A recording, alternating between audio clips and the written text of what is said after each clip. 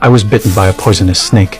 In panic, I grabbed my phone to call for help, but my hand trembled and the foam fell into a crack in the rocks.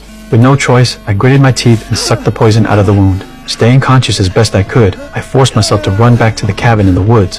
I couldn't afford to collapse outside and be eaten by wild animals. Soon, my breath grew shallow and my mind began to fade. I couldn't hold on any longer and passed out completely. I don't know how long it was before I woke up from my coma. To my surprise, I hadn't died. My wound had almost healed as well. But to be sure, I decided to go to the hospital for a checkup. It was then I noticed the dust covering my car. I wiped the window quickly, didn't think too much, and drove straight to the town. But once I entered the town, my heart sank. The streets were completely empty. What should have been a bustling place was scattered with abandoned supplies. I walked closer and saw a body on the ground. Its skin had turned black. The flies circling it told me it had been dead for a long time. It was then that I realized things were far worse than I had imagined. I quickly got back into the car and headed home.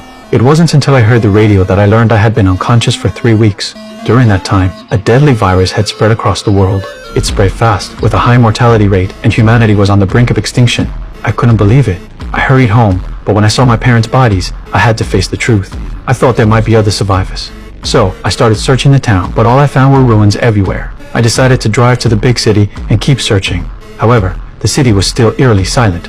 Many devices were still running, but the bright lights in this quiet environment looked strangely ominous. I finally gave up. Exhausted, I went to a 5-star hotel and soaked in a hot spring. Then, I returned to my room naked and poured myself a drink. Make mine a double. It was then that I noticed there were other survivors. I hurriedly covered myself in embarrassment. Through their words, I finally understood everything. The government had tried to stop the virus from spreading, but all the vaccines were ineffective. The virus's mortality rate and contagion were much higher than expected, and humanity was wiped out before anyone even had time to react. No one knows how they survived. The man believed we were chosen ones, whether it was due to immunity or some other reason. He said we could use all the supplies we wanted from now on. I didn't agree. I knew that in the end, water and electricity would run out, and most food would expire and rot. We had to find a way to survive now. The woman, hearing this, broke down in tears and left. After the man explained, I learned that she had given up after losing her family. Luckily, with the man's company, she hadn't chosen suicide. I urged her to leave with me, but she refused. I had no choice but to promise to settle myself first and come back for her. Not long after, 2 gunshots echoed from upstairs. Left alone, I completely broke down, pressed the accelerator, and thought about ending it all. At that moment, a little dog suddenly appeared in front of my car. It had also survived the virus. It stopped me and prevented me from committing suicide.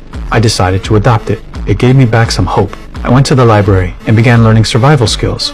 With just myself and the dog by my side, I barely managed to survive in this apocalyptic world. A year later, I had adapted to this life.